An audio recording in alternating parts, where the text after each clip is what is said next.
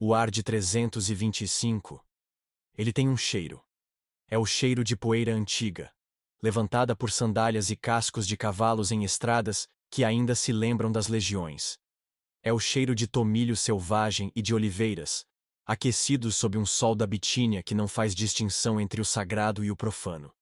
E aqui, na cidade de Niceia, às margens do lago Ascânio, esse ar parece mais denso, pesado, como se o próprio céu estivesse prendendo a respiração. Eles chegam em pequenos grupos, ou sozinhos. Homens cujos rostos são mapas de províncias distantes, da Espanha, da Gália, da Síria, do deserto egípcio, onde o silêncio é uma forma de oração, e das cidades ruidosas do Egeu, onde a filosofia ainda ecoa nas praças de mármore. Eles caminham com uma lentidão que não vem apenas da idade ou da fadiga da jornada. É uma lentidão impressa na carne.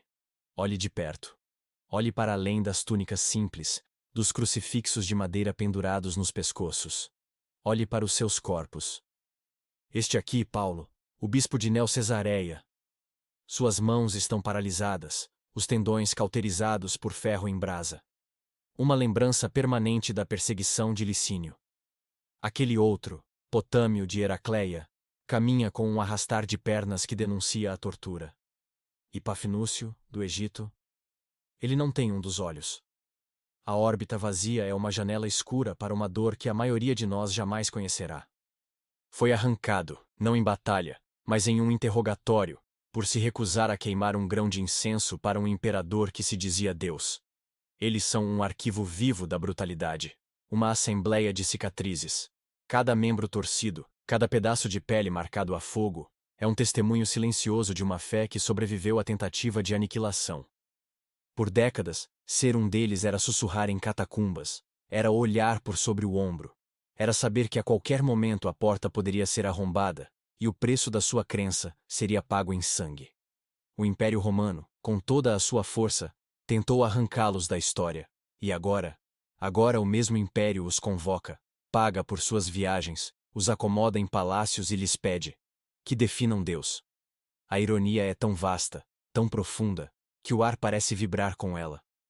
As vítimas de ontem, sentadas à mesa do poder. Os caçados, agora os convidados de honra. E enquanto entram no grande salão preparado para eles, o pó da estrada se assenta.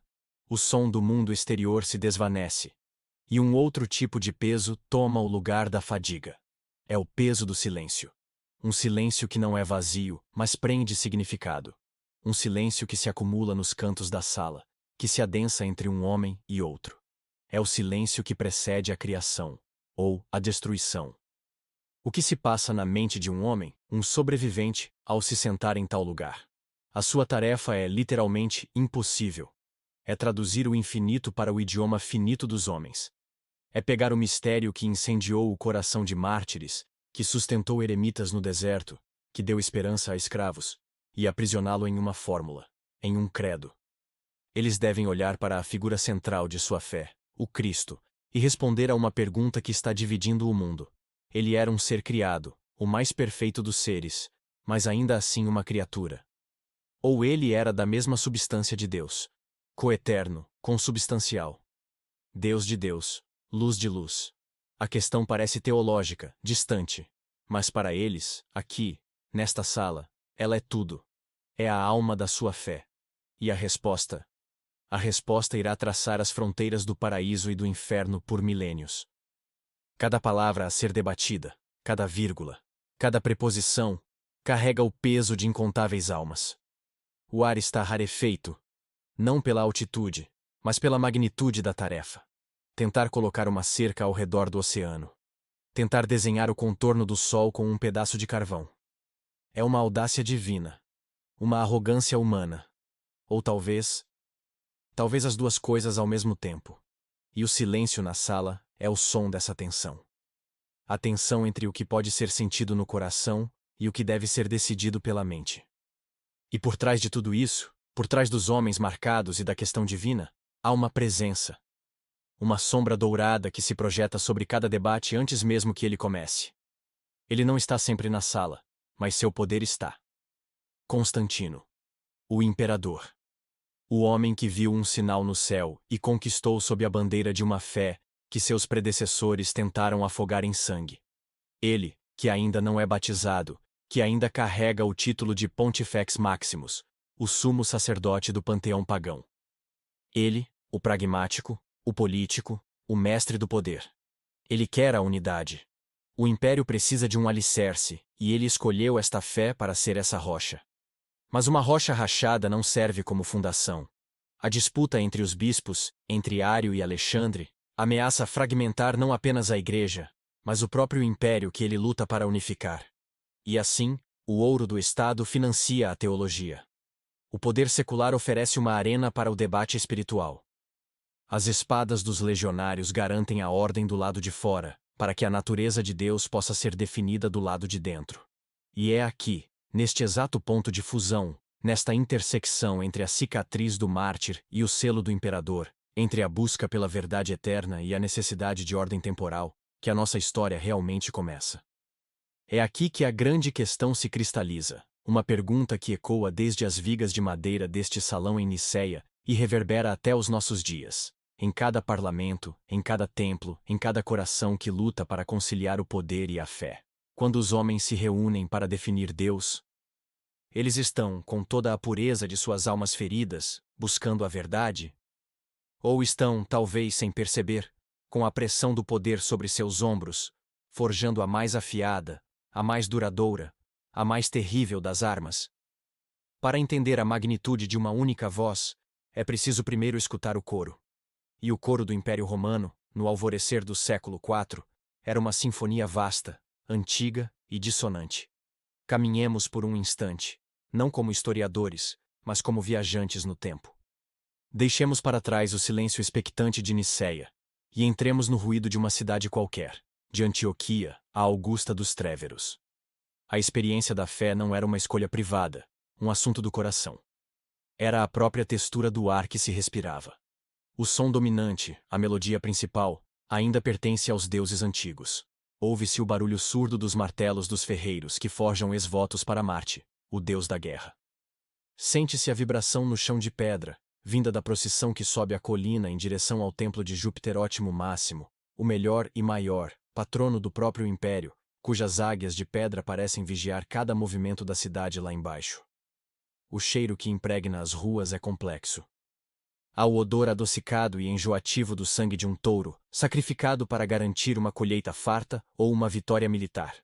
Um cheiro que se mistura à fumaça perfumada do incenso que queima dia e noite nos altares, uma oferenda olfativa aos céus. Em cada esquina, uma pequena edícula abriga os lares e penates, os deuses domésticos, que recebem diariamente uma porção de vinho, um pedaço de pão, garantindo a paz da família que ali vive. A religião está nos contratos, nos juramentos, nos nomes dos dias da semana. Mas escute com mais atenção. Por baixo dessa melodia principal, outras harmonias, algumas vindas de muito longe, se fazem ouvir. De um porão escuro, perto das docas, escapa o som rítmico de um sistro. O chocalho metálico que acompanha os ritos de Ísis, a deusa egípcia, cujo culto de morte e ressurreição promete vida após a morte, a marinheiros e mercadores. Em um santuário subterrâneo, um mitreu, soldados se reúnem em silêncio quase absoluto, à luz de tochas, para honrar Mitra, o matador de touros, um deus persa de lealdade e hierarquia. A fé é um mercado de ideias, de esperanças, de promessas. Você pode buscar a cura no templo de Esculápio, a sabedoria nos oráculos de Apolo, ou o êxtase nos mistérios de Dionísio. E em meio a tudo isso, em uma casa de pátio comum na parte mais pobre da cidade, ou em uma basílica discreta, construída para não chamar a atenção, ouve-se um outro som, um som sem instrumentos, o som de vozes humanas cantando em uníssono, um salmo, uma oração. É a voz dos cristãos. Uma voz que cresce em volume, mas que para um observador casual daquela época, ainda é apenas mais uma melodia no grande e caótico coro do mundo. Se o império era um oceano de crenças, o cristianismo, antes de Constantino, era um vasto arquipélago. Não havia um continente, um centro de comando único e incontestável de onde emanavam todas as ordens. Havia ilhas de fé, cada uma com sua própria geografia da alma, seu próprio clima espiritual. A comunicação entre elas era a comunicação do mundo antigo. Lenta, perigosa, dependente dos ventos e da vontade dos homens. Uma carta teológica escrita em Alexandria, no Egito, poderia levar meses para chegar a um bispo na Gália. E nesse tempo, universos de pensamento poderiam nascer e morrer. A ilha de Alexandria era um centro de erudição. Lá, a fé cristã respirava o ar da filosofia grega.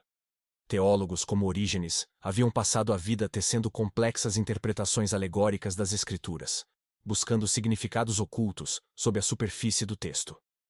Para eles, a fé era um mistério a ser desvendado pela razão iluminada.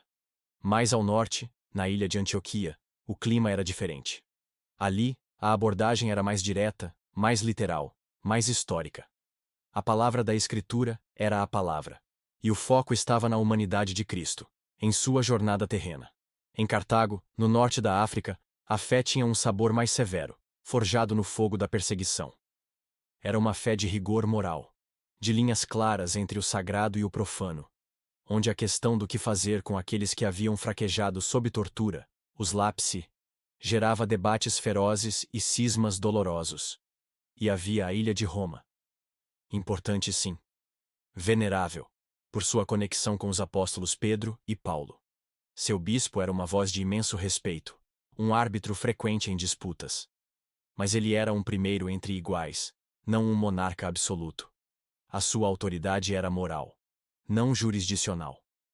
A unidade da Igreja era um sentimento, uma convicção espiritual compartilhada, não uma estrutura administrativa. Era uma comunhão de ilhas, cada uma com seu sotaque, cada uma com sua cor local, unidas pela mesma água do batismo que as cercava. E sobre todas essas ilhas, uma sombra escura ainda se projetava, a memória de um terror recente e indescritível. Há apenas 12 anos, em 313, o Edito de Milão havia posto um fim oficial à grande perseguição. Mas 12 anos não são nada para apagar a memória muscular do medo. Diocleciano, o grande reformador, o imperador que dividiu o império em 4 para melhor governá-lo, havia decidido que a unidade romana exigia uniformidade religiosa. E os cristãos, com seu Deus único e sua recusa em participar dos ritos estatais, eram um corpo estranho, um tumor a ser extirpado. A perseguição que se seguiu não foi esporádica ou localizada. Foi sistemática, imperial, movida pela eficiência da burocracia romana.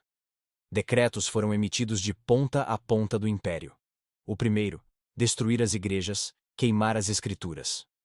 O cheiro de pergaminho sagrado se tornando fumaça e cinza era uma memória olfativa para muitos dos homens que agora iam para Niceia. O segundo decreto, prender o clero. Bispos, presbíteros, diáconos. Os líderes foram arrancados de suas comunidades. O terceiro e o quarto, forçar cada cristão, homem, mulher e criança, a fazer um sacrifício aos deuses pagãos. Um simples gesto, queimar um pouco de incenso, derramar um pouco de vinho. Um gesto que para o Estado significava lealdade, para os cristãos significava apostasia. A recusa significava prisão, tortura, as minas, a arena, a fogueira. Esta era a realidade imediata que moldou a geração de Niceia. Ser um bispo, a posição que agora lhes garantia um assento de honra em um concílio imperial, era, há menos de 15 anos, um convite para a morte. A fé deles não era uma herança tranquila, mas uma convicção testada no limite da resistência humana. Eles sabiam o que era se esconder, o que era ver amigos serem arrastados, o que era o dilema agonizante entre a sobrevivência e a alma. E agora, de repente, de forma quase incompreensível, o sol havia nascido. O mesmo poder imperial que havia sido o anticristo, o instrumento de Satanás, agora se proclamava seu protetor, seu patrono. O mundo virara de cabeça para baixo. E era neste mundo recém-invertido, com as feridas da perseguição ainda abertas sob as túnicas finas, que eles teriam que navegar. Para que uma floresta inteira possa queimar, não basta uma única faísca. É preciso que o chão da floresta esteja coberto por anos, talvez séculos, de folhas secas, de galhos caídos, de uma matéria inflamável que apenas espera pelo momento certo. O grande incêndio teológico do século IV que exigiu a intervenção de um imperador. Não começou com Ário. Ele começou silenciosamente, na forma como os cristãos aprenderam a pensar sobre a sua própria fé.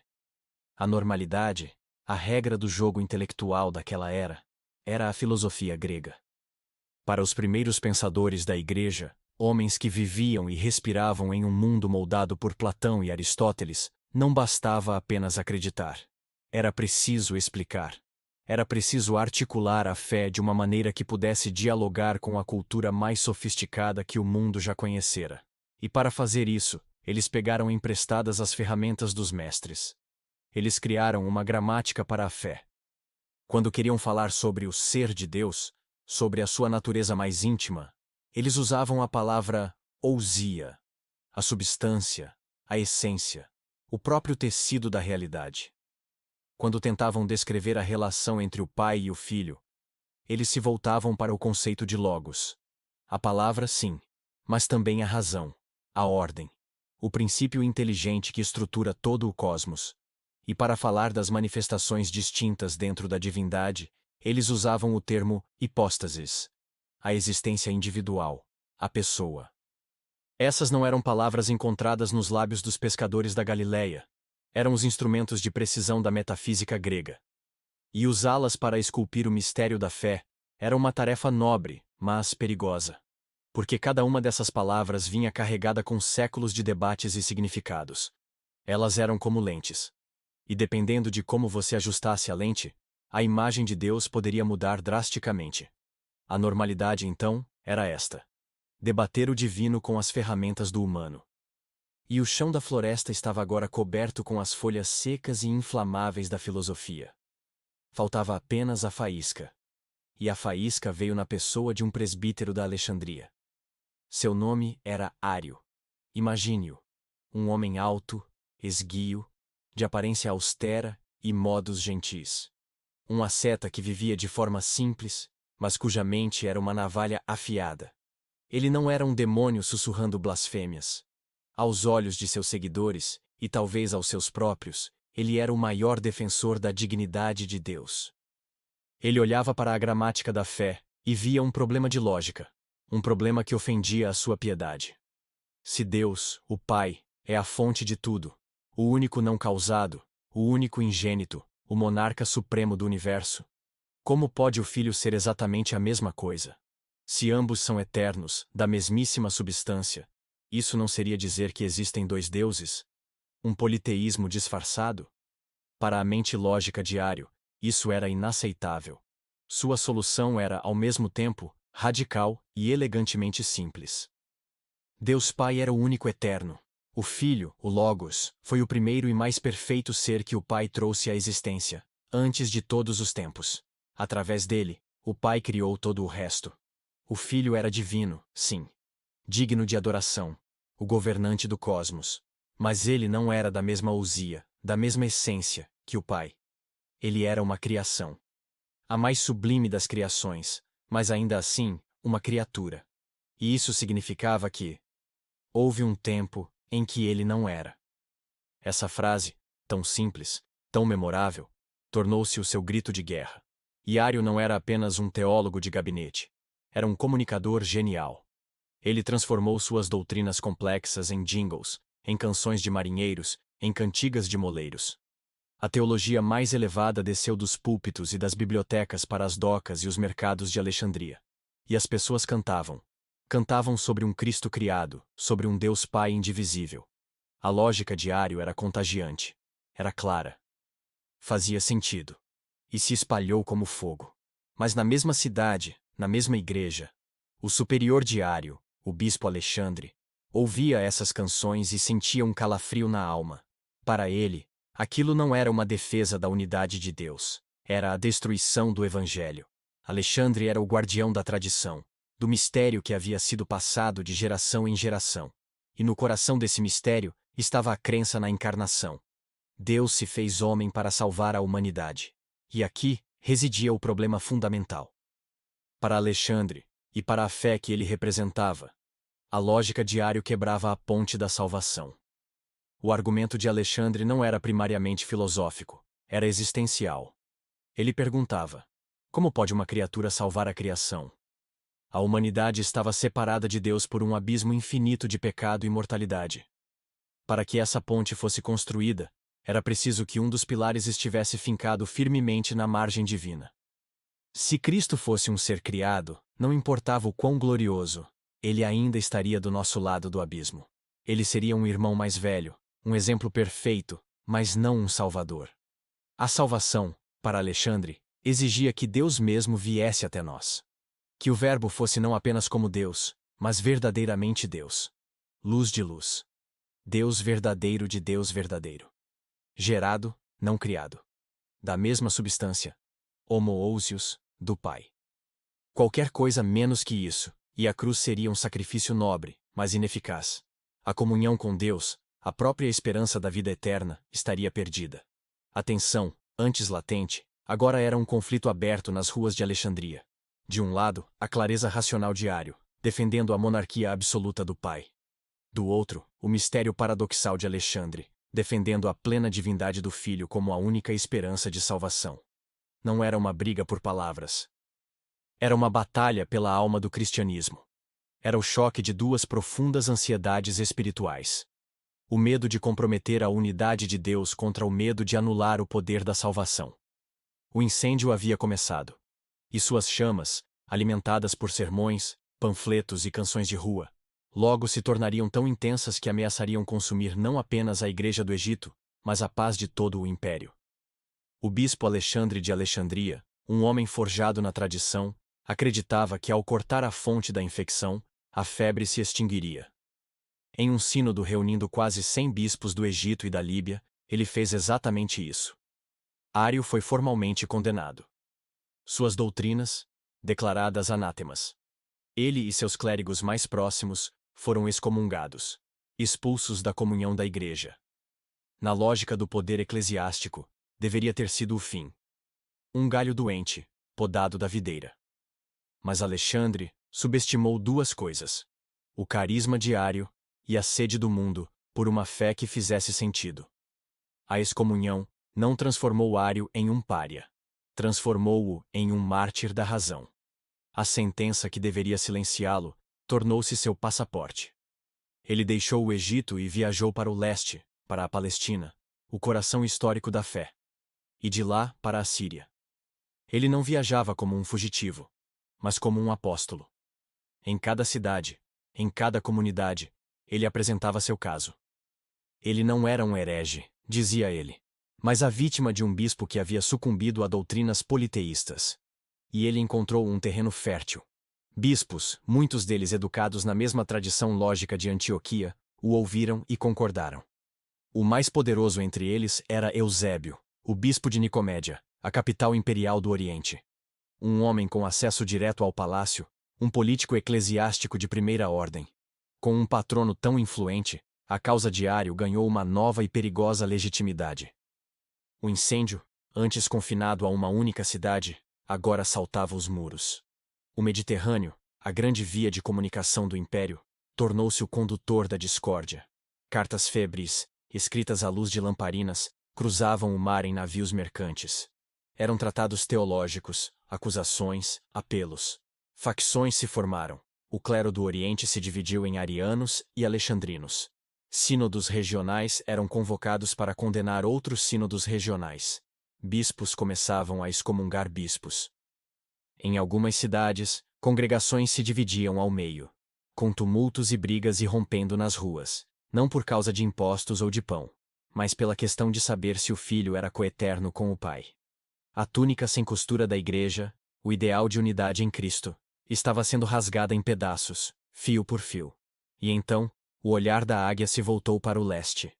Em seu palácio, Constantino, o Grande, Augusto Único, saboreava o triunfo final.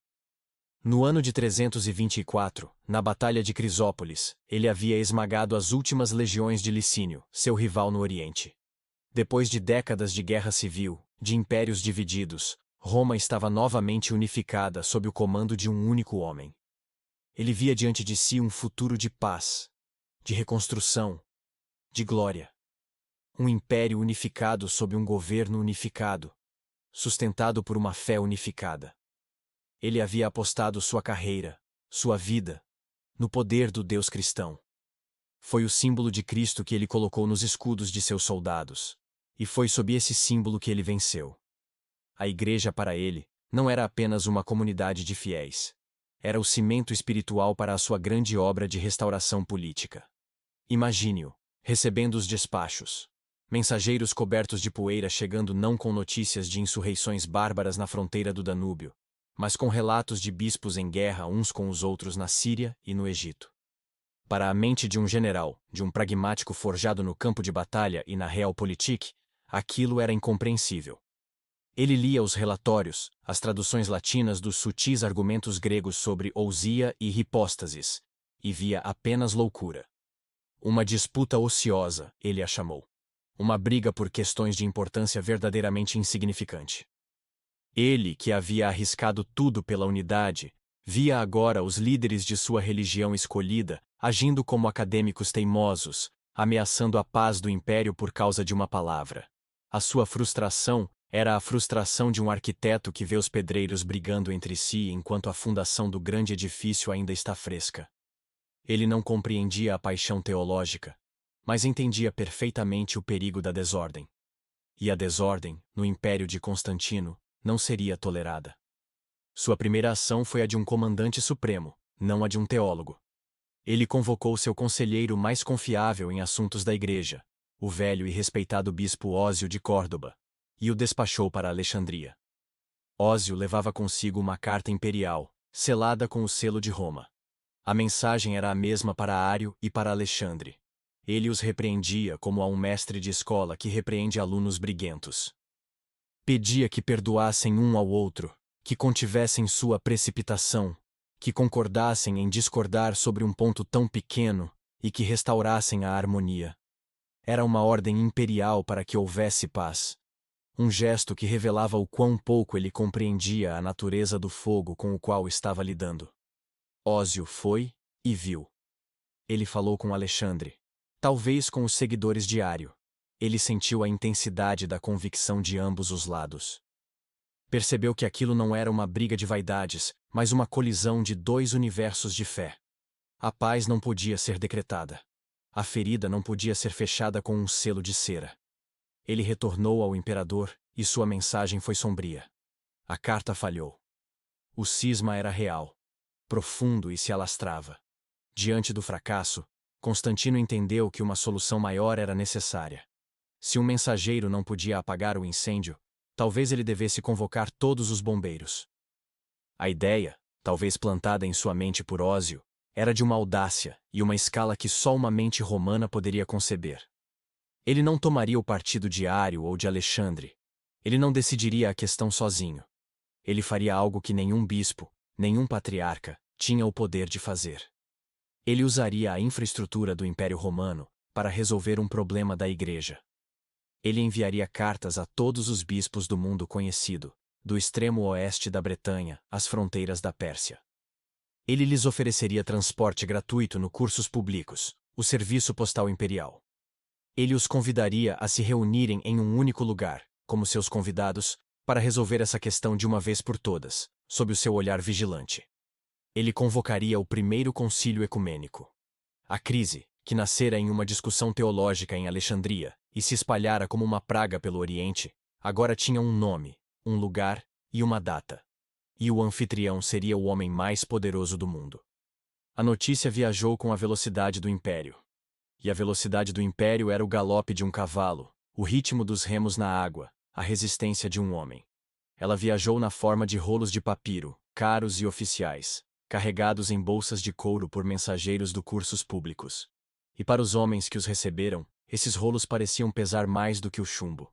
Imagine um deles. Um bispo de uma cidade pequena na Galácia, um homem de ombros curvados, cuja face era um mapa de secas e invernos rigorosos. Ele está em seu pátio, sob a sombra de uma oliveira, quando ouve a batida no portão. Não é a batida de um membro de seu rebanho, nem de um mendigo. É uma batida firme, oficial. Um som que por toda a sua vida fora um prenúncio de problemas. Ao abrir, ele vê o cavalo suado, o cavaleiro com a insígnia do serviço imperial. e o rolo de papiro é estendido em sua direção.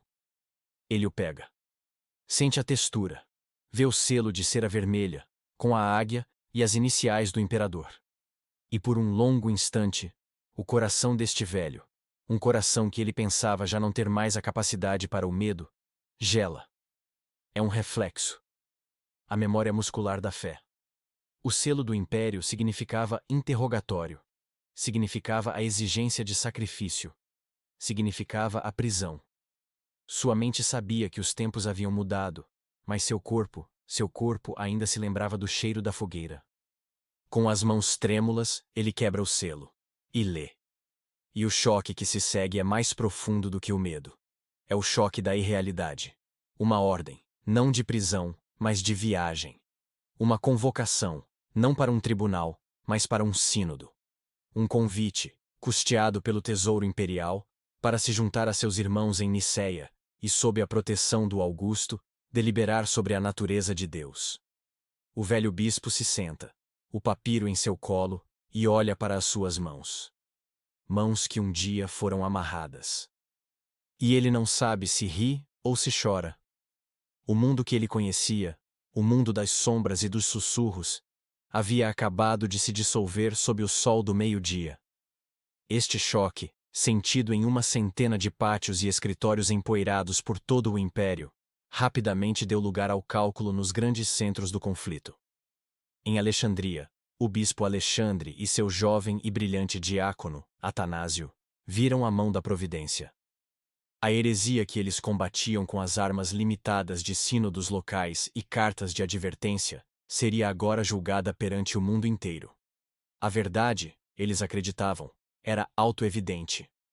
Diante de uma assembleia de homens santos, guiados pelo Espírito, a lógica tortuosa de Ario se despedaçaria como um vaso de barro.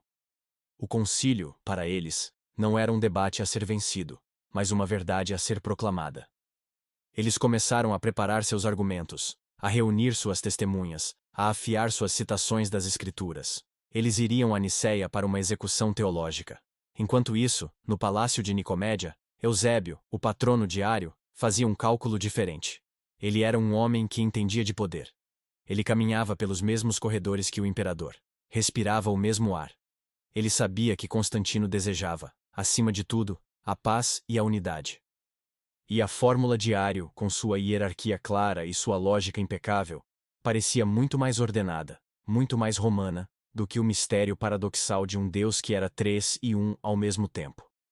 Eusébio confiava em sua retórica, em sua influência, na capacidade de apresentar a posição de Ario, não como uma inovação radical, mas como um retorno à fé simples e racional. E ele sabia que muitos bispos no Oriente pensavam como ele. O concílio era um risco, sim. Mas era a sua melhor oportunidade de transformar uma opinião regional em uma doutrina universal. A aposta não era mais sobre quem venceria a guerra de panfletos em Alexandria. A aposta, agora, era o controle da alma do império. E assim, eles se puseram a caminho. E a própria viagem era a prova de que o status quo havia sido irrevogavelmente quebrado. Bispos que antes viajavam a pé ou, na melhor das hipóteses, no lombo de uma mula, agora apresentavam seus documentos de viagem nos postos do cursos públicos. Eles tinham direito a carruagens, a cavalos descansados, a um lugar para dormir e comer nas mansiones, as estalagens estatais que pontilhavam as grandes estradas romanas. Legionários que, em outra vida, poderiam tê-los supervisionado em uma marcha para as minas, agora lhes apresentavam armas em saudação, quando suas comitivas passavam pelos portões da cidade. Eles comiam o pão do Estado, bebiam o vinho do Estado, viajavam sob a proteção do Estado. Imagine a cena se repetindo por todo o Oriente. Um velho bispo, com o rosto sulcado e as mãos deformadas pela tortura, subindo com dificuldade em uma carruagem oficial. Ele se senta nos bancos acolchoados, o mesmo tipo de veículo que transportava magistrados e generais, e observa pela janela a paisagem familiar de sua província passar. A estrada de pedra, tão bem construída, tão implacavelmente reta, é um símbolo do poder que um dia o esmagou. Mas agora, essa mesma estrada o está levando, como um príncipe da igreja, para um encontro com o imperador. A cada légua percorrida, a cada noite passada em segurança, Uma transformação sutil e profunda estava acontecendo. O hábito da perseguição estava sendo substituído pela experiência do privilégio. O instinto de sobrevivência estava dando lugar a um novo senso de importância. Eles estavam viajando para Nicéia para definir Deus, sim. Mas, no caminho, sem que percebessem, o mundo os estava redefinindo. 20 de maio do ano de 325. Nicéia. O ar da manhã é fresco, vindo do lago Ascânio, mas dentro do grande salão do Palácio Imperial, a atmosfera é pesada, quente, carregada de eletricidade humana. O espaço em si é uma declaração. Não é uma igreja. Não há altar, nem iconografia sagrada. É uma basílica secular. Um salão de audiências, um lugar onde o poder do império se manifesta. A luz entra por janelas altas, iluminando partículas de poeira que dançam no ar e caem sobre os mosaicos do chão.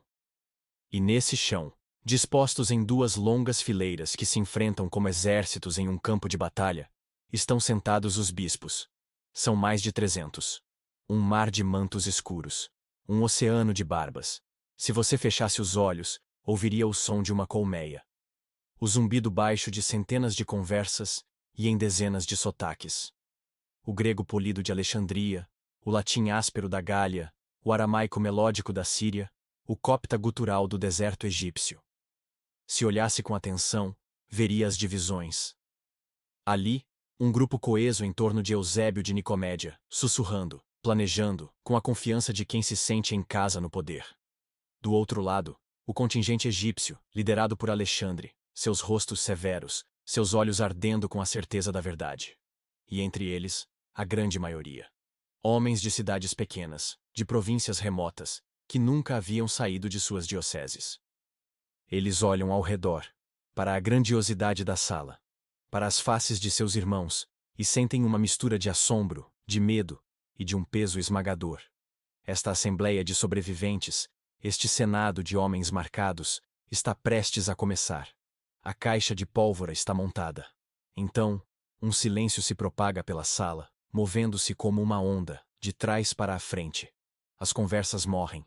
As cabeças se viram. As grandes portas no final do corredor central estão se abrindo. E ele entra. Constantino. Ele entra sozinho. E a realidade de seu poder é tão avassaladora que parece sugar o ar da sala. As testemunhas oculares lutariam para encontrar palavras. Dizem que ele era alto, imponente. Dizem que sua túnica de seda púrpura parecia brilhar, entrelaçada com fios de ouro, e bordada com flores radiantes. Pérolas e pedras preciosas da Índia e da Pérsia cintilavam a cada passo. Em sua cabeça, um diadema, não a coroa de louros de um general, mas a faixa cravejada de joias de um monarca oriental. Ele caminha pelo corredor, não com a arrogância de um conquistador, mas com um rubor calculado, os olhos baixos, como se estivesse intimidado pela santidade da Assembleia. É uma peça de teatro genial.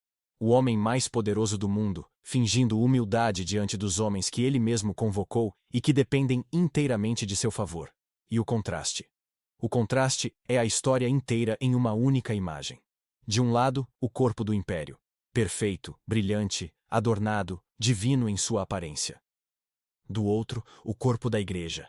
Envelhecido, remendado, com as cicatrizes da tortura visíveis nas mãos, nos rostos, nos membros de muitos dos presentes. O sol acabara de entrar na sala. E ninguém sabia se ele vinha para iluminar ou para queimar. Ele chega ao seu lugar. Uma pequena cadeira de madeira dourada, posicionada de forma proeminente, mas não em um trono elevado. Outro gesto calculado. Ele permanece de pé, esperando que os bispos lhe indiquem que pode se sentar. Um silêncio profundo. Então, um aceno de um dos bispos mais velhos, e o imperador se senta. Um bispo se levanta e recita uma oração. E então, o imperador fala.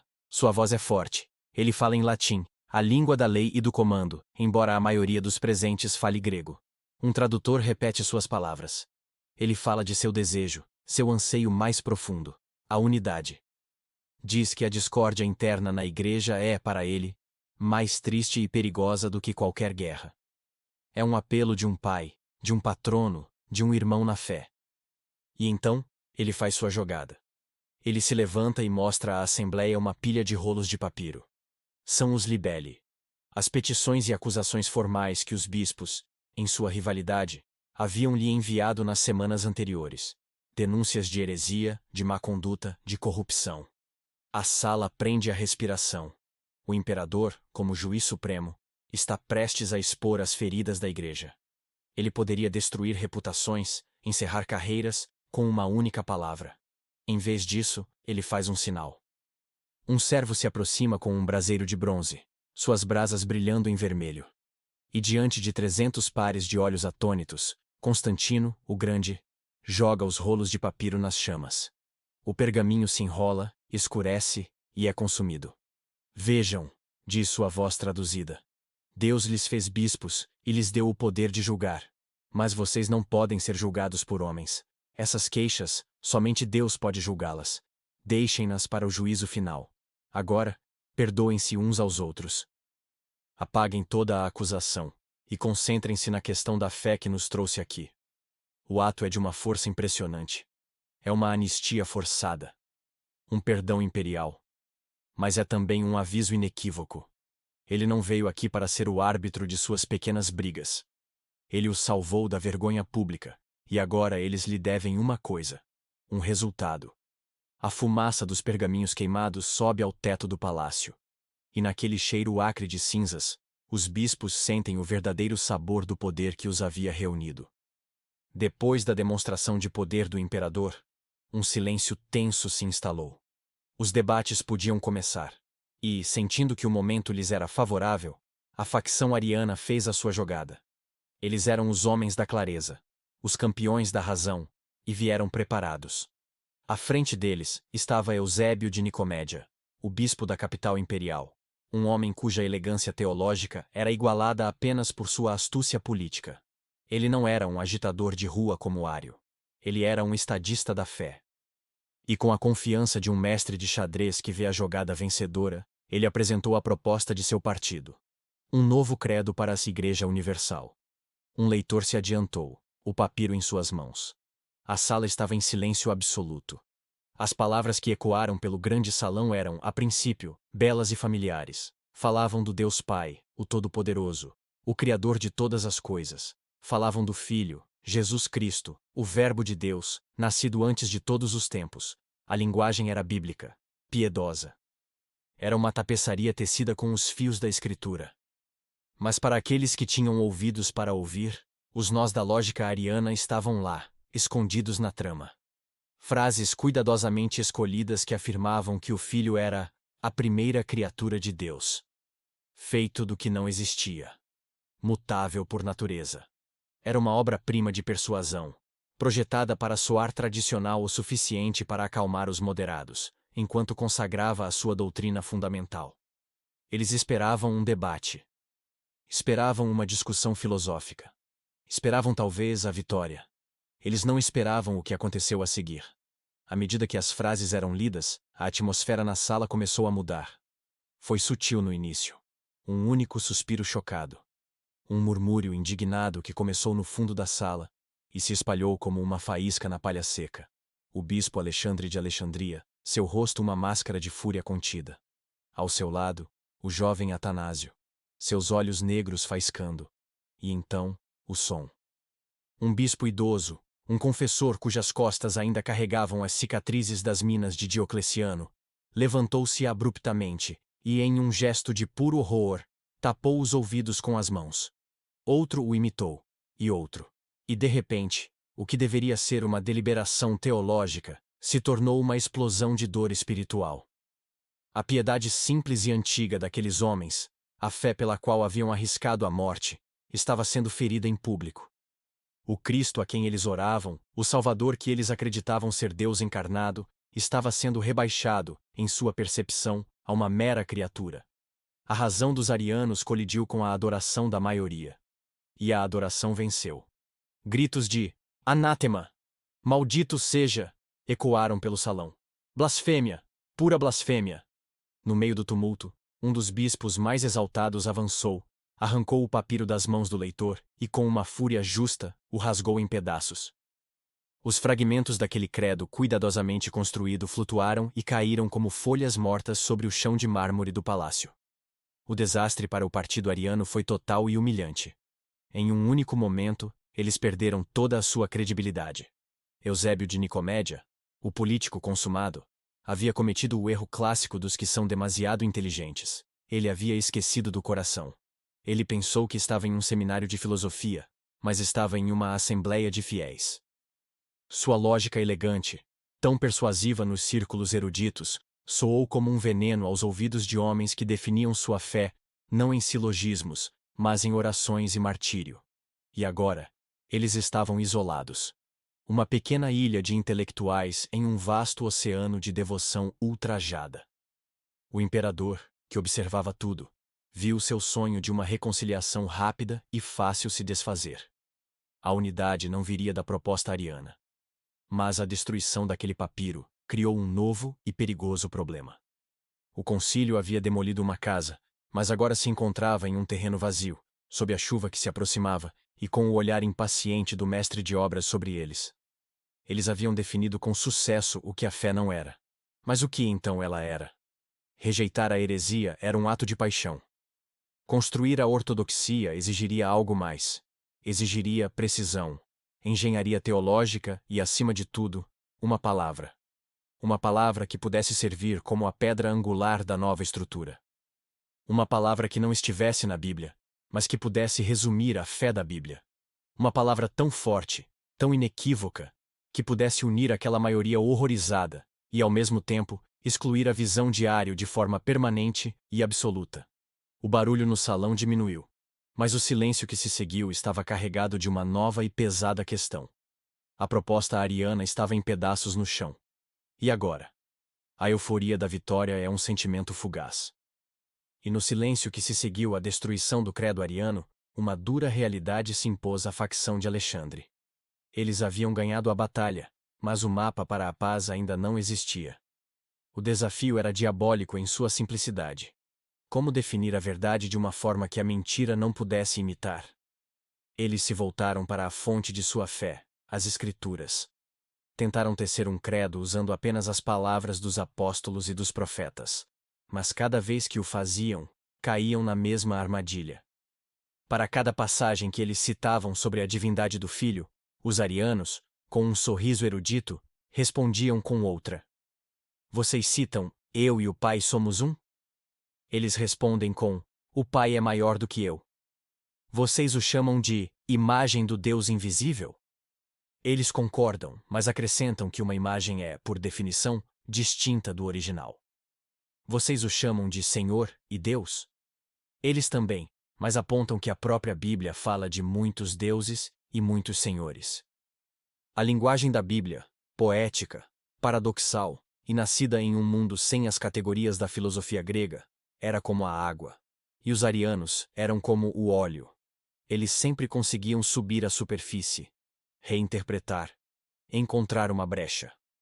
A conclusão era aterrorizante para os homens da tradição. Para proteger a mensagem da Bíblia, eles teriam que ir além dela. Eles precisavam de uma palavra que não fosse como a água. Precisavam de uma palavra que fosse como o aço. E então, ela foi dita.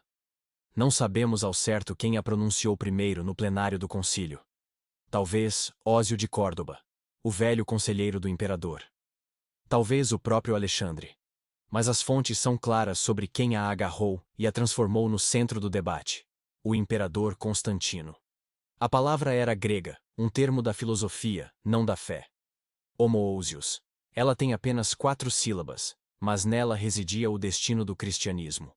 Homoousios. Homo, significando o mesmo. Ousios, significando substância, essência, o próprio tecido do ser. Da mesma substância. Que o Filho não era apenas semelhante ao Pai, ou uma imagem perfeita do Pai, mas que ele compartilhava a mesmíssima, única e indivisível realidade divina do Pai. Era uma palavra de clareza absoluta. Era a muralha de aço que eles procuravam. E era, para muitos na sala, um veneno. Assim que a palavra foi proposta, uma nova onda de choque percorreu a assembleia, muito diferente da primeira. Desta vez, o desconforto não veio do lado ariano, mas do coração do grupo majoritário. A palavra homoousios tinha uma história. uma história sombria. Para muitos daqueles bispos, ela não era apenas uma palavra que não estava na Bíblia. Era uma palavra que cheirava a uma heresia antiga e já condenada. Décadas antes, um grupo de teólogos havia usado esse mesmo termo para argumentar que o Pai e o Filho não eram pessoas distintas, mas apenas modos ou faces da mesma entidade, como um ator que usa máscaras diferentes. Essa heresia, o sabelianismo, havia sido ferozmente combatida e derrotada. E homoousios era a sua palavra de guerra. Agora, ela estava de volta. Para os ouvidos de um bispo conservador, a situação era um pesadelo. A solução para a heresia de Ário, que separava o filho do pai, era uma palavra que, no passado, havia sido usada para confundir o filho com o pai. A cura proposta parecia vir do mesmo laboratório da doença. Eles estavam em uma encruzilhada impossível, um dilema que rasgava a consciência. Rejeitar o homoousios significava deixar a porta aberta para a lógica de Ário, uma lógica que seus corações sentiam como uma diminuição de seu Salvador. Significava produzir um credo fraco, ambíguo, que apenas adiaria o conflito para outra geração. E, talvez o mais perigoso de tudo, significava desafiar a solução que claramente tinha o selo de aprovação do imperador. Aceitar o homoousios, por outro lado, significava engolir uma palavra de fora da tradição sagrada, uma palavra da filosofia pagã, uma palavra com um passado manchado. Significava inovar. Significava, para alguns, trair a simplicidade da fé dos apóstolos. O debate se arrastou. Os dias se tornaram semanas.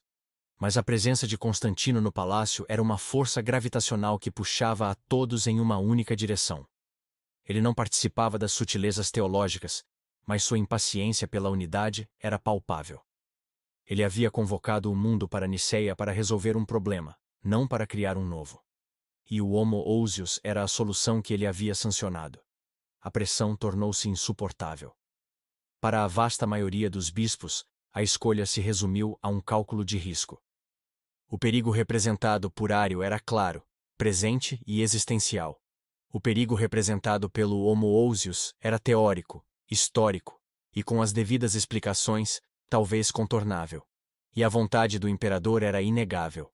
Com o coração pesado, e com muitas dúvidas persistentes, um por um, a maioria cedeu.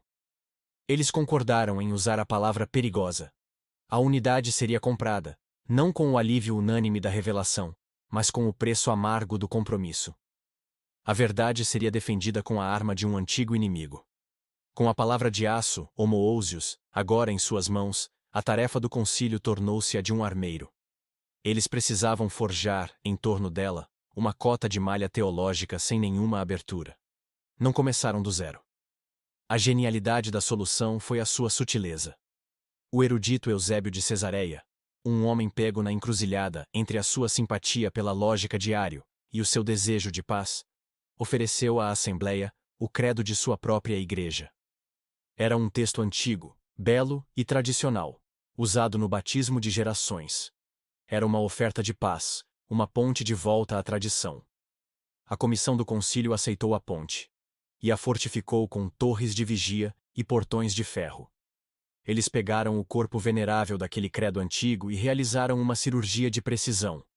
Onde o texto original dizia que o Filho era o Verbo de Deus, eles inseriram a frase: Deus de Deus, luz de luz, Deus verdadeiro de Deus verdadeiro. Uma redundância poética e poderosa que não deixava espaço para a ideia de um Deus menor. Onde o credo dizia que o Filho era o primogênito de toda a criação, uma frase bíblica que Ário adorava, eles a substituíram pela afirmação inequívoca: gerado, não criado. E no coração do documento, eles inseriram a sua nova arma, a palavra que mudaria tudo. Consubstancial, homoousios ao Pai. Foi uma fusão de tradição e inovação radical. A face do credo era a de um velho e respeitado patriarca, mas seu esqueleto, agora, era de aço imperial. Mas a parte mais revolucionária, a inovação mais brutal, não estava no corpo do texto. Estava na lâmina afiada que eles anexaram ao seu final. Pela primeira vez na história da fé, um credo universal não terminava com uma doxologia, um louvor a Deus, mas com uma maldição. Depois da última afirmação de fé no Espírito Santo, A voz do leitor mudava de tom. Tornava-se a voz de um juiz. Mas aqueles que dizem, proclamava o texto, houve um tempo em que ele não era. Ou, antes de ser gerado, ele não era. Ou que ele foi feito do nada. Ou que afirmam que o Filho de Deus é de outra substância ou essência. Ou que ele é criado, ou mutável. A estes, a Igreja Católica e Apostólica amaldiçoa. O silêncio na sala era profundo. A palavra grega era anatematizei. Anátema. Uma palavra terrível, que significava ser entregue à destruição. O credo não era mais apenas um mapa para o paraíso. Era também um mandado de prisão para o inferno. Ele forçava cada homem na sala a não apenas afirmar a sua fé, mas a participar ativamente na condenação de seus irmãos dissidentes. A linha na areia havia sido traçada, e agora todos teriam que escolher de que lado pisar. E então veio o momento final da verdade. O pergaminho, com o novo credo de Nicéia, foi desenrolado sobre uma mesa na frente da Assembleia. Um tinteiro e uma pena foram colocados ao lado. E um por um, os bispos foram chamados a assinar. Este não era um referendo teológico. Era um juramento de lealdade. O imperador Constantino, sentado em sua cadeira dourada, observava tudo. Sua expressão não era a de um teólogo, mas a de um general garantindo a submissão de um território recém-conquistado. E ele havia deixado claro o custo da rebelião. A Igreja podia excomungar, mas o Império podia exilar. A pressão era insuportável. Homens como o próprio Eusébio de Cesareia, que odiavam a palavra homoousios, se contorceram em agonia. Ele tentou argumentar, tentou propor emendas.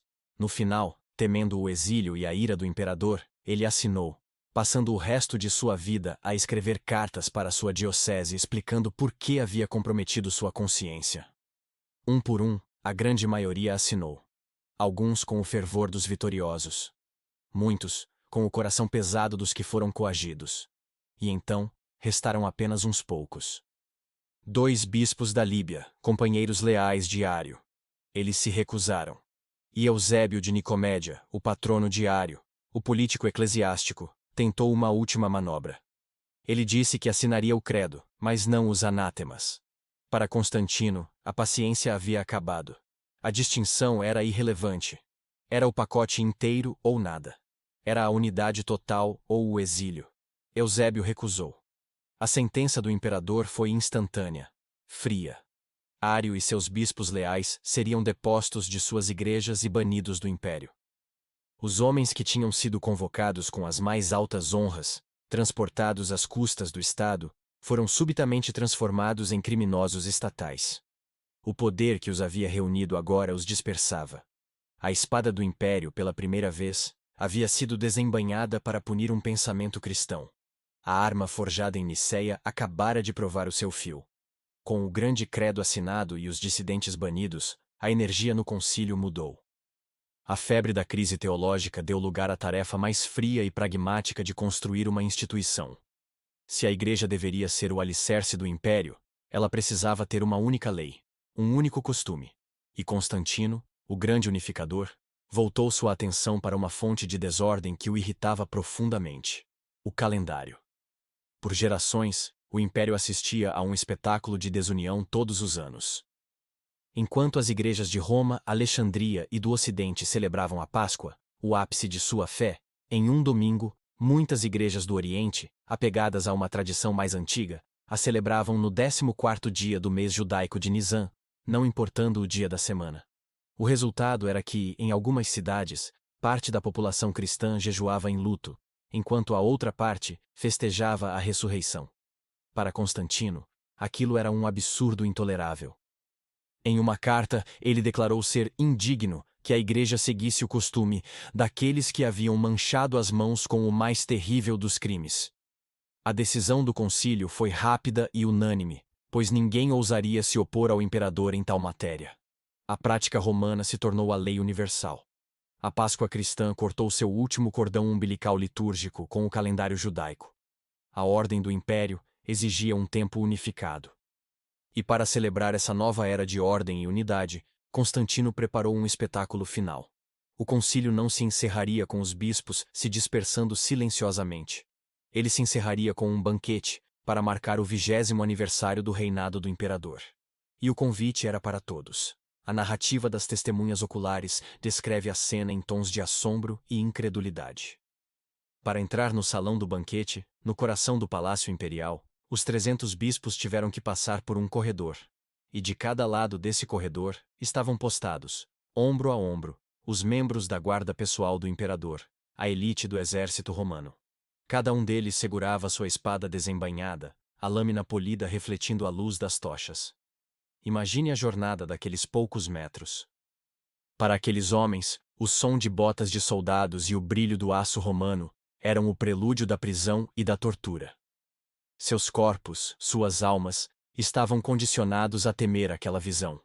E agora, eles caminhavam entre as lâminas, e os soldados, cujos rostos eram máscaras impassíveis de disciplina, não se moviam para prendê-los. Eles estavam ali para honrá-los. Cada passo naquele corredor era um passo para fora do mundo antigo e para dentro de um sonho febril. Eles entravam no banquete não mais como os líderes de uma seita suspeita, mas como os novos príncipes do império. O banquete foi um espetáculo de opulência. Pratos de ouro, cálices de prata, os melhores vinhos, as mais raras iguarias. Um luxo que a maioria daqueles homens, acostumados à frugalidade e à perseguição, jamais imaginara.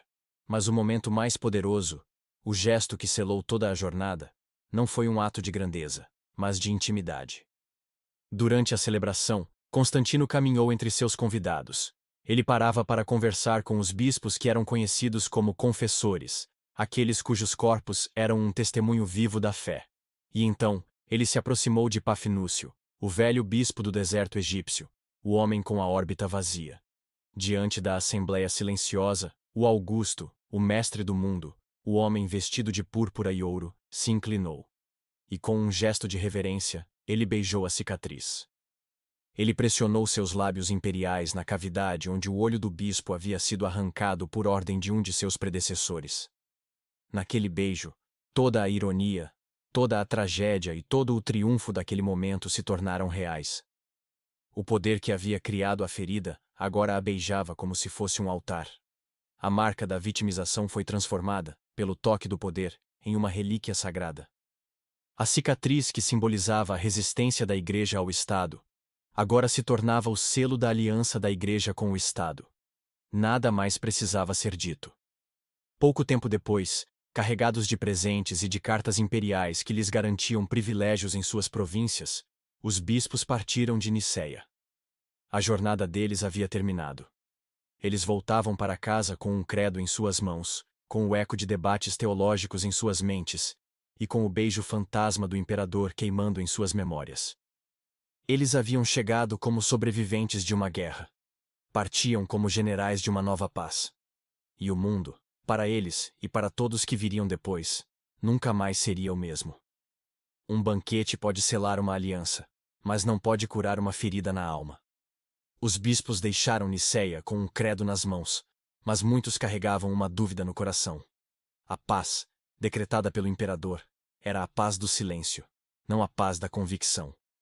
E no silêncio, o eco daquela única palavra, homoousios, começou a ressoar de forma perturbadora.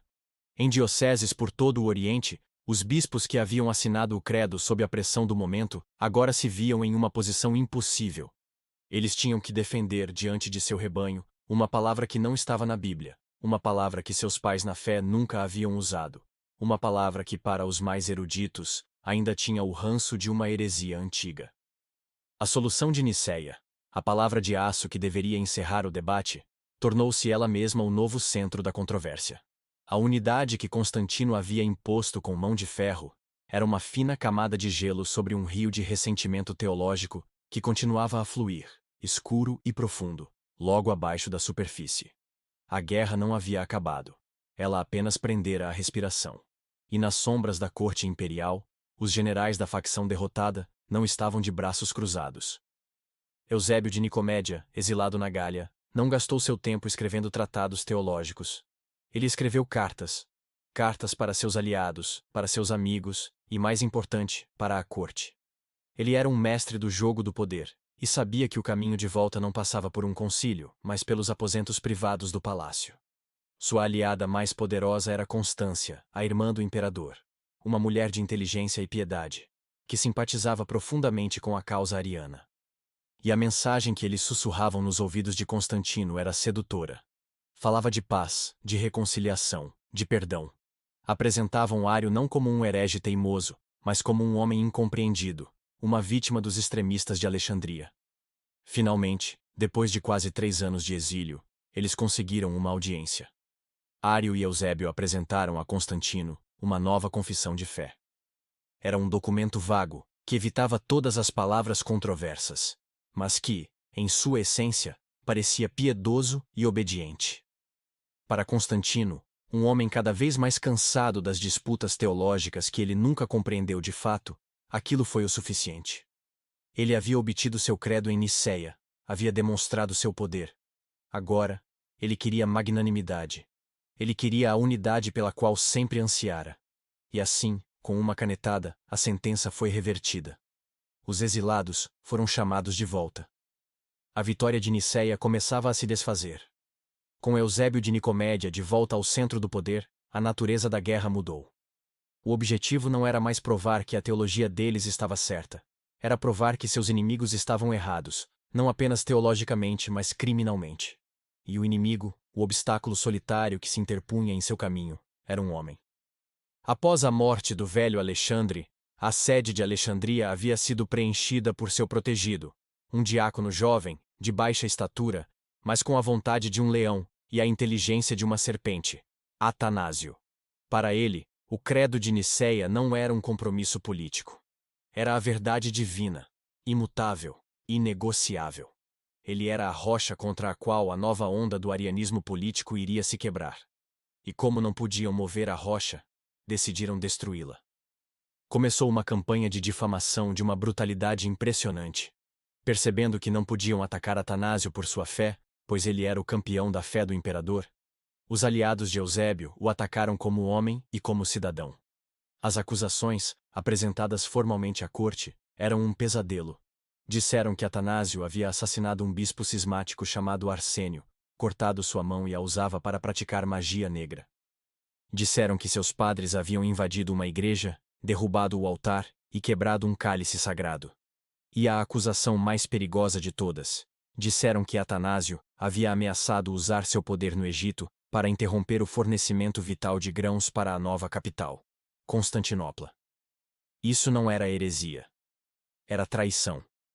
A luta pela definição de Deus havia descido das alturas da metafísica para as valas da calúnia, da conspiração e da intriga palaciana.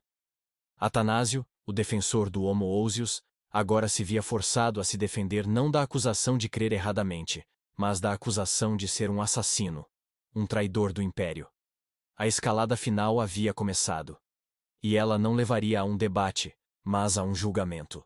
10 anos depois de Niceia, a guerra pela alma da Igreja chegou ao seu clímax, não em um debate sobre Deus, mas em um julgamento sobre um homem. O palco foi montado na cidade costeira de Tiro. O imperador convocou um sínodo, mas aquilo não era um concílio. Era uma emboscada. Atanásio, o bispo de Alexandria, viajou para lá sabendo que entrava em uma jaula. A assembleia era um mar de rostos hostis. Eusébio de Nicomédia e seus aliados não eram mais a minoria acuada de Niceia. Aqui, eles eram os juízes, o júri e os carrascos. Um comissário imperial, um conde chamado Dionísio, estava presente, não para garantir a justiça, mas para garantir que a vontade do imperador, que agora via Atanásio como um obstrutor da paz, fosse cumprida. As acusações foram lidas com uma solenidade sombria. Quebra de cálices, violência contra o clero e, a mais escura de todas, o assassinato e a mutilação do bispo Arsênio para a prática de artes mágicas. Era a calúnia transformada em processo judicial. O ar no tribunal improvisado estava pesado, elétrico. Os acusadores de Atanásio, após apresentarem testemunhas duvidosas e depoimentos contraditórios, chegaram ao ápice de seu caso. Eles trouxeram uma caixa de madeira. O silêncio era total, enquanto a tampa era aberta. Com um gesto dramático, um dos promotores tirou de dentro uma mão humana mumificada, os dedos contraídos, a pele escura e coriácea. "Eis a prova", sua voz ecoou. a mão de Arsênio, que este homem, Atanásio, cortou para usar em seus ritos profanos. Um arrepio percorreu a sala. A prova era macabra, visual, poderosa. Naquele momento, Atanásio parecia perdido. Ele permaneceu em silêncio por um instante, observando os rostos de seus juízes, que mal continham sua satisfação. Então, ele se moveu. Com uma calma que beirava o desafio, ele se dirigiu ao tribunal. Haveria aqui alguém, ele perguntou com sua voz clara, que tenha conhecido o bispo Arsênio pessoalmente, que possa reconhecê-lo se o vir? Alguns bispos, confusos, admitiram que sim. Atanásio fez um sinal para a porta dos fundos. Guardas trouxeram um homem, a cabeça e o rosto cobertos por um capuz pesado. O homem tremia. Ele foi posicionado no centro da sala. Com um único movimento, Atanásio puxou o capuz. Era Arsênio. O homem supostamente assassinado. Vivo. Um grito coletivo de espanto e confusão varreu a assembleia. Os acusadores de Atanásio ficaram pálidos. Arsênio, disse Atanásio, sua voz cortando o caos. Levante sua mão direita. Arsênio trêmulo obedeceu. Agora, continuou Atanásio. Levante sua mão esquerda. O bispo levantou a outra mão. Ambas estavam lá, presas a seus braços. Atanásio então se virou para o tribunal, seu olhar faiscando com uma fúria gelada, e apontou para a mão apodrecida na mesa. Que meus acusadores nos mostrem agora de onde veio esta terceira mão. A verdade, por um instante glorioso, pareceu triunfar. A mentira havia sido exposta de forma tão completa, tão humilhante, que parecia não haver mais nada a ser dito. Mas a verdade é uma coisa, o poder é outra. Os juízes em Tiro, atordoados, mas não demovidos de seu propósito, simplesmente encerraram a sessão daquele dia. No dia seguinte, eles se recusaram a reabrir o caso. As evidências eram irrelevantes. O veredito já havia sido decidido. Eles votaram pela condenação e deposição de Atanásio. Percebendo que a justiça havia fugido da igreja, Atanásio tomou a decisão mais perigosa de sua vida. Ele escapou de Tiro durante a noite e navegou para o único tribunal que ainda restava, o próprio imperador. Ele chegou a Constantinopla e esperou. E quando viu a procissão imperial, o cavalo de Constantino se aproximando, ele fez o impensável. Ele correu para a frente e se postou no caminho. O cavalo empinou. Os guardas desembainharam as espadas. O imperador, chocado pela interrupção, olhou para baixo e viu a pequena e determinada figura de Atanásio. Era a confrontação final. A rocha inabalável da teologia de Nicéia contra a montanha do poder imperial. Justiça! Gritou Atanásio. Dê-me um julgamento justo, ou deixe que meus acusadores me confrontem na sua presença. Constantino, furioso com a audácia, mas talvez tocado pela coragem, hesitou. Ele concordou em ouvir o caso. Mas Eusébio e seus aliados chegaram logo depois. E eles sabiam qual veneno derramar no ouvido do imperador. Eles não falaram de mãos decepadas. Eles sussurraram a acusação final, a acusação fatal. Eles disseram a Constantino que Atanásio havia se gabado de que poderia, por capricho, impedir a frota de grãos do Egito de navegar para Constantinopla, matando de fome a nova capital do império. Aquilo era tudo. Não importava se era verdade. A mera sugestão era traição. Para Constantino, o estadista, isso transcendia qualquer debate sobre Deus. Isso era uma ameaça ao seu poder, à sua cidade, à sua ordem. A paciência do imperador se esgotou em uma explosão de fúria. A verdade dos fatos se dissolveu na razão de Estado. Ali, sem mais delongas, a sentença foi proferida. Atanásio, o campeão de Nicéia, foi exilado para Tréveris, na Gália. O ponto de ruptura havia sido alcançado. No confronto direto entre a fé intransigente e o poder absoluto desferiu o golpe final.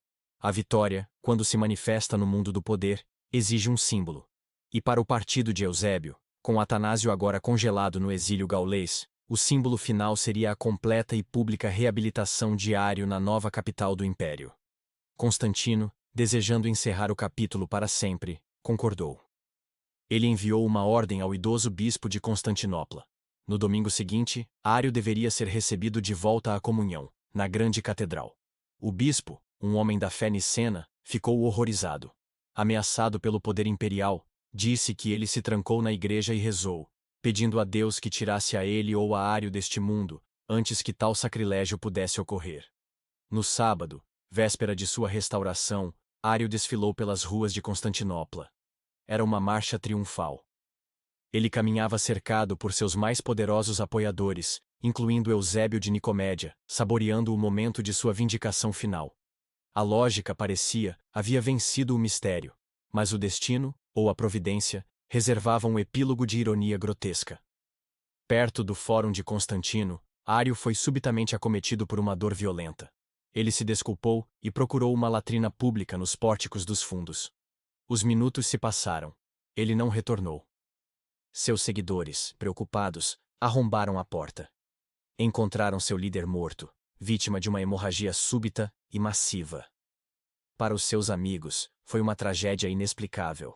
Para os seus inimigos, a cena foi lida como a mão de Deus, um juízo divino tão público e tão humilhante quanto o pecado que, aos seus olhos, ele havia cometido. O profeta da nova teologia morreu não como um mártir, mas em desgraça, e sua vitória política nunca foi plenamente consumada. 2 anos depois, no ano de 337, o próprio imperador sentiu o frio da mortalidade se aproximar. Constantino, o 13º apóstolo, o homem que havia presidido a definição da Santíssima Trindade, nunca havia sido batizado. Como muitos em sua época, ele adiou o sacramento purificador para o final da vida, para que pudesse lavar todos os seus pecados de uma só vez. E os pecados de um imperador romano, mesmo um cristão, eram muitos. Em uma vila perto de Nicomédia, sentindo que seu fim estava próximo, ele se despiu de sua púrpura imperial pela última vez e se vestiu com as vestes brancas e imaculadas de um neófito. E então, a maior de todas as ironias se desenrolou.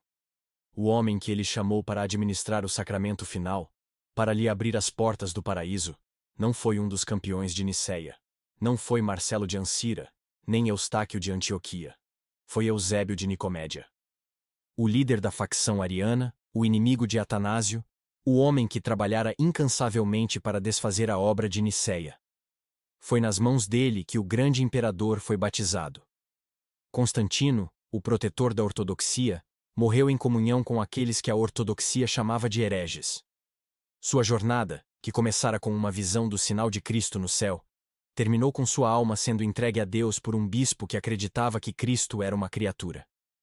Nada poderia ilustrar de forma mais poderosa o quão completamente o cenário político havia virado na década que se seguiu ao Grande Concílio. A morte de Constantino foi como a quebra de uma grande represa. A força de sua personalidade e de seu poder havia, de certa forma, contido o caos. Sem ele, a inundação começou. O império foi dividido entre seus 3 filhos, e a guerra pela fé tornou-se indistinguível da guerra pelo trono. Constâncio II, que governava o Oriente, era um ariano devoto, e sob seu reinado, a perseguição aos bispos nicenos começou com um novo fervor. Seus irmãos no Ocidente, por outro lado, apoiavam o partido de Atanásio.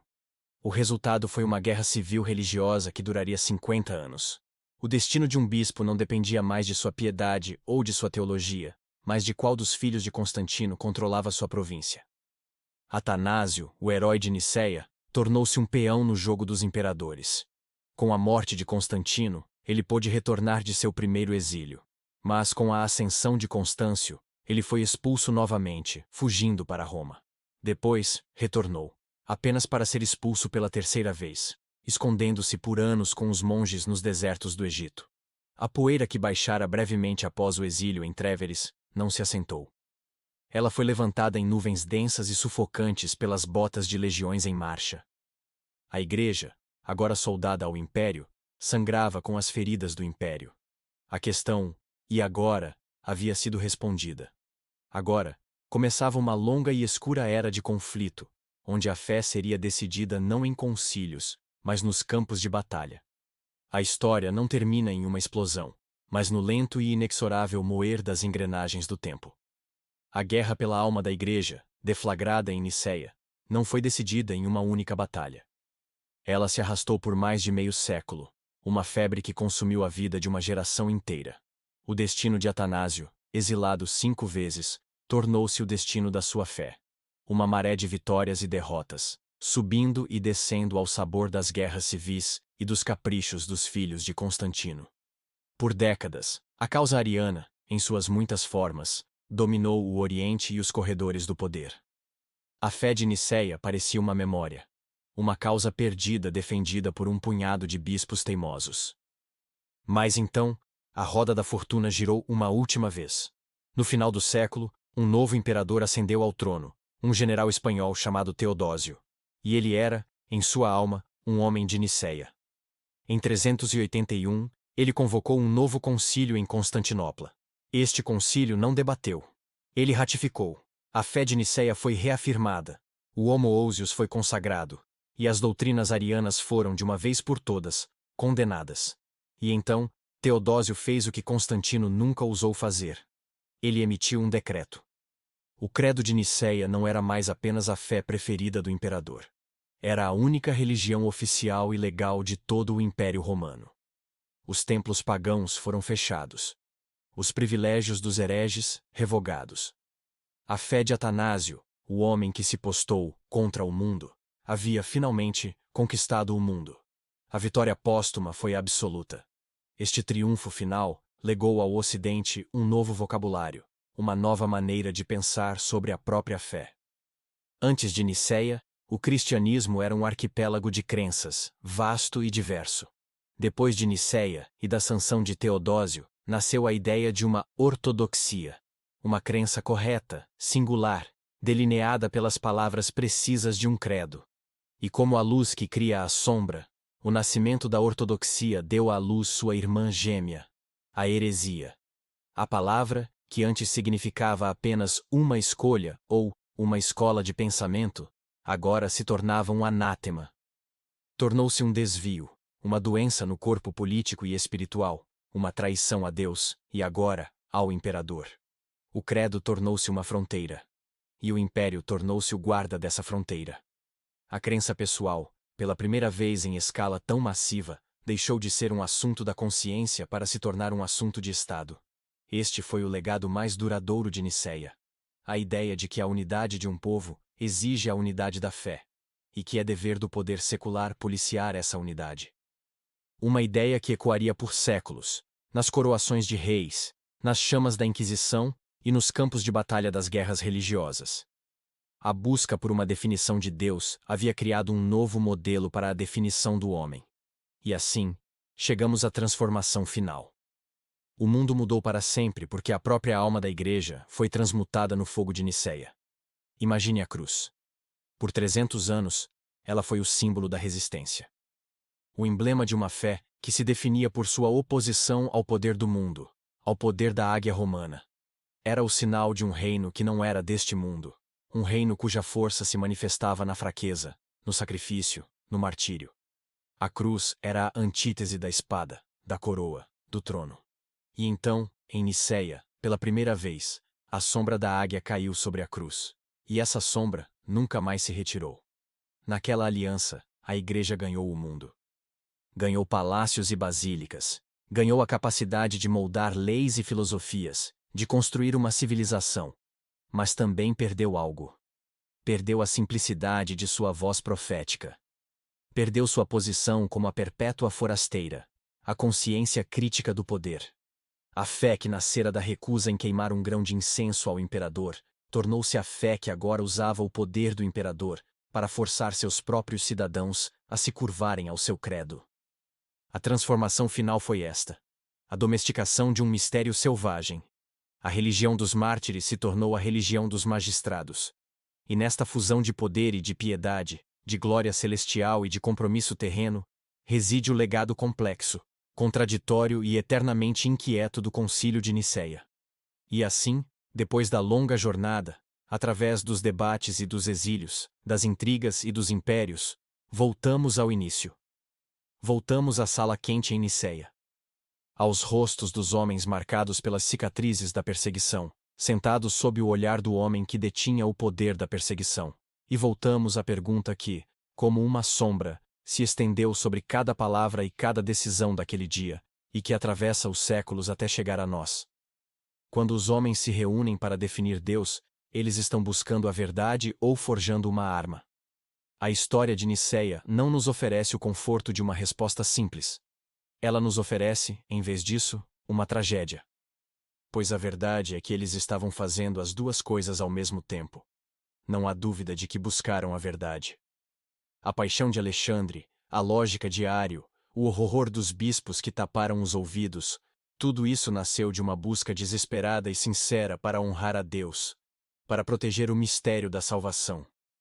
Eles olharam para o abismo do infinito e tentaram criar um mapa, por mais imperfeito que fosse, para que outros não se perdessem. Mas, no exato momento em que a verdade é aprisionada em uma fórmula, no instante em que o mistério é confinado dentro dos muros de uma definição, ela se transforma. Ela se torna algo que pode ser possuído. Algo que pode ser medido, testado. E qualquer coisa que pode ser possuída, pode também ser usada como um padrão para julgar os outros, como uma fronteira para separar o nós do eles. No momento em que forjaram a palavra homoousios para ser a chave que abriria a porta da verdade, eles também forjaram uma fechadura para trancar para fora todos aqueles que não a possuíam. No momento em que anexaram os anátemas ao final do seu credo, a sua busca pela verdade deu à luz, oficialmente, uma arma. E uma vez que essa arma foi entregue nas mãos de um imperador, o mundo mudou. Pois a história de Nicéia nos ensina uma lição sóbria e eterna.